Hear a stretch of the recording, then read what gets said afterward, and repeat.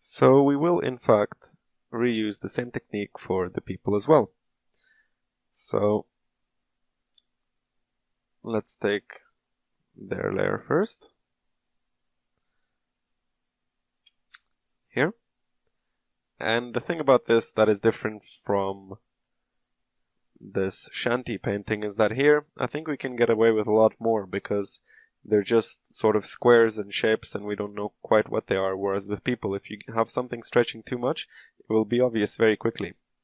So I think we will need to sort of do this process several times for the people, but individualize parts that look good from each result and just use those and kind of combine a huge sort of, I guess, collage of all of these different noises and kind of have them work for every little bit.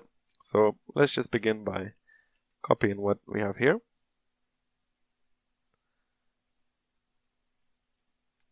Okay. And let's actually grab this iDistort as well. And let's have a look at what we have. So this looks slightly odd. I'm not expecting amazing results, but I think we can do slightly better than this. Because my main thinking is the resolution that we will see these people at is quite low, maybe from this distance.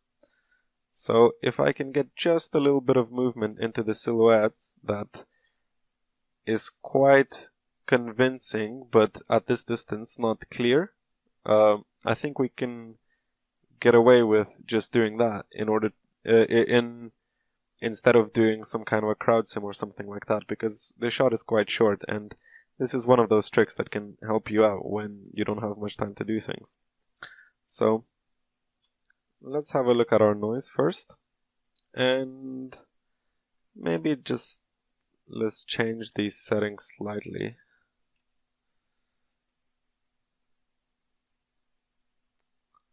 I guess maybe,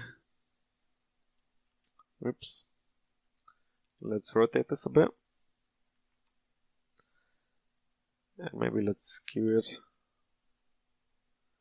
Yeah, right, something like that, just to get a slightly different kind of movement, because I'm thinking if I make this sort of diagonal, that could be quite convincing in making people look like they're walking in some direction, but also across the screen sideways, but hopefully more into depth as well.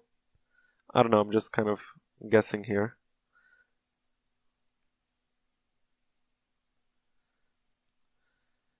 Maybe actually make this slightly larger.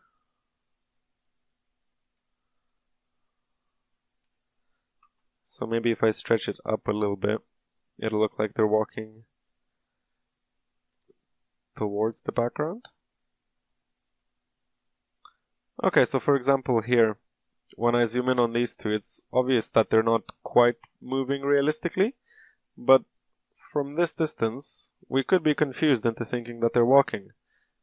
For example, from here, just seeing a little bit of movement in the crowd kind of helps.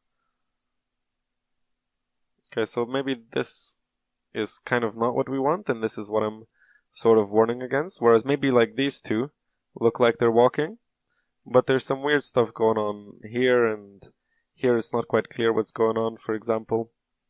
So there's a few ways we can try to remedy that, but first maybe also let's have a look at taking our noise and also adding some translation animation. So we'll set a key here on frame 1 for translate in Y to 0, and then move it up, so maybe more of this forward movement might help.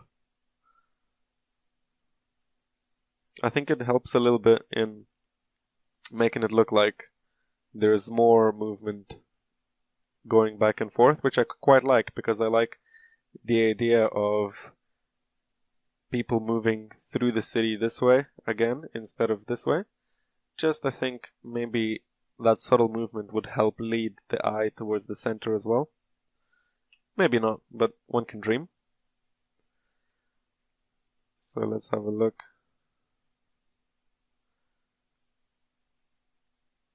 See, I don't like this bit very much. And let me just take this arrow and connect it here. So now we have this on our base, so we can actually see where everyone is walking. Yeah, so I think while here I'm quite happy with the movement. I think there's some nice stuff going on. Maybe not perfect, but it kind of looks like people are walking if we look from a distance. We can use this little tool by clicking here to only render a specific spot. So let's have a look. Yeah, so from this distance it looks quite realistic that people are walking there. You know, if we add some fog, some effects, I think we can get away with that. But I'm not quite happy with this area and this. I think something much more interesting could be happening. So maybe let's just click Control and hold it and add a dot here. And we'll just take this little setup and we'll copy it. And we'll plug it in like this. Let's bring it down a bit. And so now we have a copy of the same effect. And let's connect this here as well. So this is a copy of the same effect, but what we could do is we could just change the translation in X, for example, and change where the animations are happening. So we could instead, very easily create a new batch of these sort of animations for our people. So see, as soon as I move it, the position of where these distortions are happening is changing. So for example, here now I maybe have some interesting movement, maybe not very good, but something to start off with. Oops.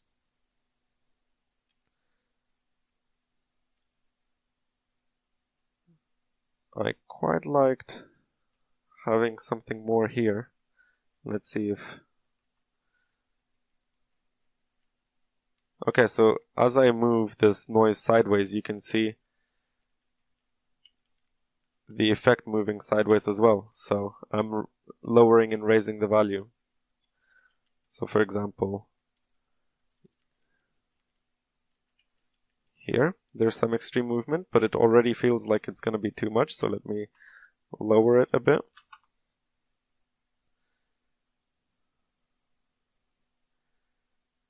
Okay, so now if we zoom out to around this size, it feels like there is some movement there, and some movement here. And so what we can do is, for example, let's also have a look at some of the other parts of our image. Maybe we have something nice going on elsewhere. So I think this is working quite nicely. So what we can do is just, if we want to cherry pick which parts of the image we like, we can just create a roto. And let's just copy this reformat again. And put this in as the mask. And first of all, let's just create this shape that we want. So again, we can invert it, or maybe we can invert it and set everything else to black. That also works. But for now, we just want to select and use our mask for this group of people, and maybe as well, let's create another one for this group of people. Alright. So now this iDistort only applies to these people, and what we also want to do is, let's just create a merge node, and we'll set it to mask here and for the operation, and for our background we'll plug in our actual iDistort, and for the foreground, which acts as a mask here, we will plug in our roto. And if we go to our mask, now this selection that we have made is all that is visible, and that is all we have. And we can then keep repeating this by copying this chunk and pasting it again, finding bits that we like among the animations, and doing the same masking type and just isolating them in their own little group. And then we can combine all of these animations later again. So just for this example, I'm going to skip making more of these, but just to show if you have some more left in your maybe original animation layer, and you just cut out little bits that you didn't like, but this is still the main layer, how you can recombine all of your bits with the main layer, because currently the main layer still has these same groups of people, so you don't want the duplication. So what you can do is just create another merge mask node and plug this in as the background, and plug this in as your roto as the foreground. And okay, so here's the difference between mask that we've already been using and a different way of doing it to get the opposite result, to get the inverted mask. So what we could do is, for example, add an invert node, and that will work to invert our selection. Or instead of a mask node, what we can do is change it to stencil, and that does it as well. So it just cuts out that bit. And then again, we can just create a merge, put this in as B, and this animation as A, because now this has everything but these people, and this has only those people, so now we can merge the two together and get a nice result with a combination of both of our masks.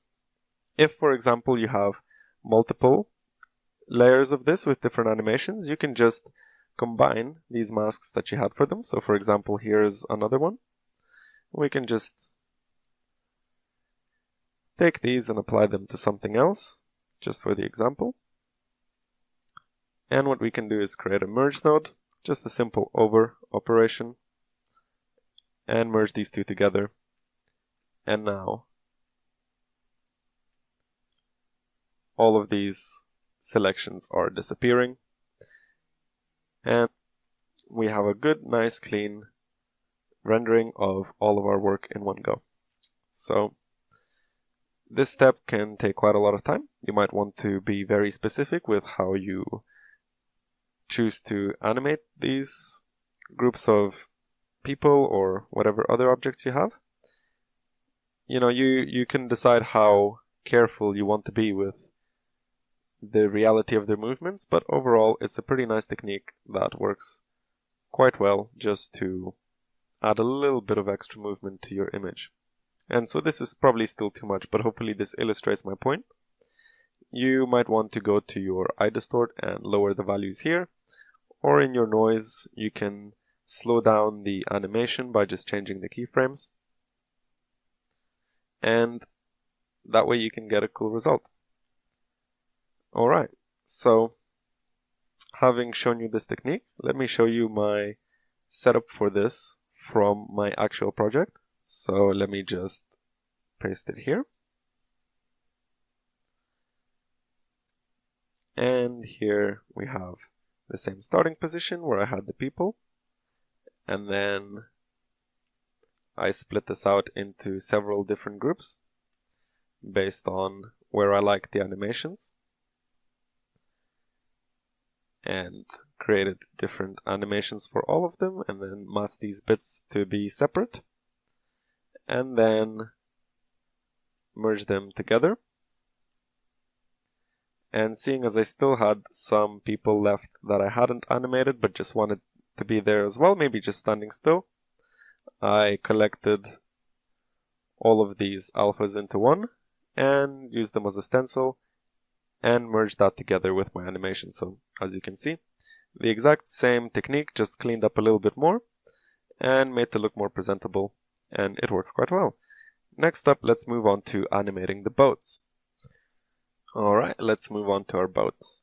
So we have a bunch of these, and the solution for them again will be very simple.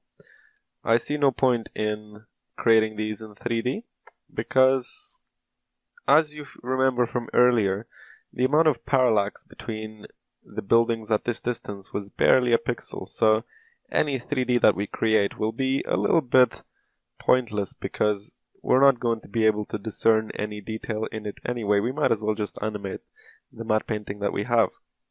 So let's create a transform masked node, and this is a transform node that allows us to plug in a mask through the side here compared to the normal one. So let's plug that in there, and let's just have a quick look at animating some of these. So again, I think it would be a nice idea to connect this to our base layer. So let's just move this down here. And for now we can be quick and dirty. Let's just plug that in there. Oh, whoops.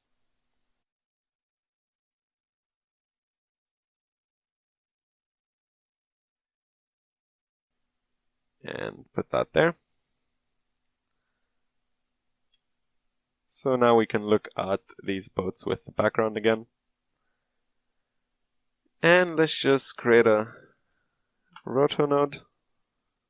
And again, let's grab a reformat with the scale of our DMP.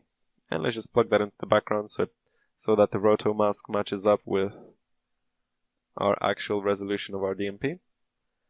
And in the roto, let's just draw quick mask around these two.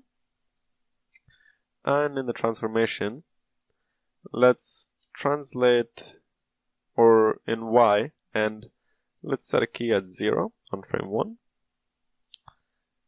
And frame 50, we're going to set a key to, let's see, let's just click the up arrow on the keyboard to move these one by one. So we don't want these to have traveled a lot in 2 seconds, so we'll just leave it at maybe this. And what we can do is we can grab our pivot for this transform node, and if we hold down Control and move it, we move just the pivot without moving the actual image itself. And let's just put it here. And here at 1, we will keyframe the scale to be 1. And here, we're going to shrink them very slightly, so it looks like they're receding in scale towards the distance. Again, very slightly, because this is not a big perspective change. Okay, so now we have these boats moving slightly.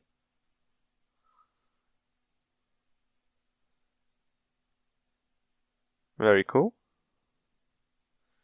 And we're just going to repeat this process a lot of times for all of these different boats. So perhaps we can take this one and start off with the same settings, but let's maybe key X to be 0 at the start and 2 at the end, so it looks like it's traveling slightly more diagonally. Okay, and here in the roto we'll delete the previous one, and let's just make a new one. Cool, so now we have this boat moving as well. And all we're going to do is repeat the same step for all of these boats, or, you know, the ones that you want to be moving. This works especially well from this angle, because they're kind of almost 2D in a way from this kind of eagle-eyes view, so we can get away with quite a lot. But this doesn't take long to do, just a little bit of manual animation. I'll bring in my completed setup for these boats. And here we have a lot of the same technique repeated a bunch of times. And if you're wondering in how to create this backdrop around your nodes, just create a new a node called backdrop, and you can stretch it out and write a name in it. So you can change the scale of the font, and you can put it over nodes and then drag them around with it. Or inversely, what you can do is select a bunch of nodes and then create the backdrop, and it will create with the backdrop with the nodes selected. So I'm gonna replace my new attempt with my completed one and just delete this.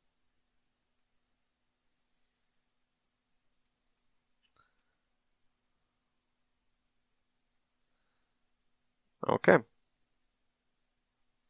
And so if we go to our completed image so far, and this will not be our final comp because this is not animated, we will then project all of these layers and animate them in Clarice, or at least render them through an animated camera.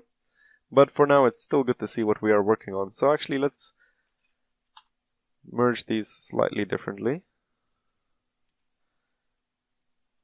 Let's merge everything we have so far together. So this is all of our overpaint and it is all moving. So what we can do is, actually let's grab this last layer as well.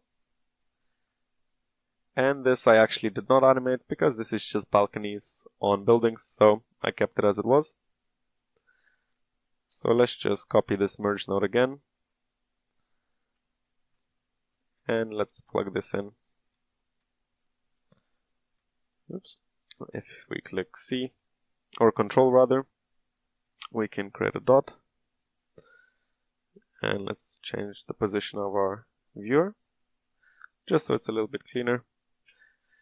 And let's create a backdrop here. And we're gonna call this top.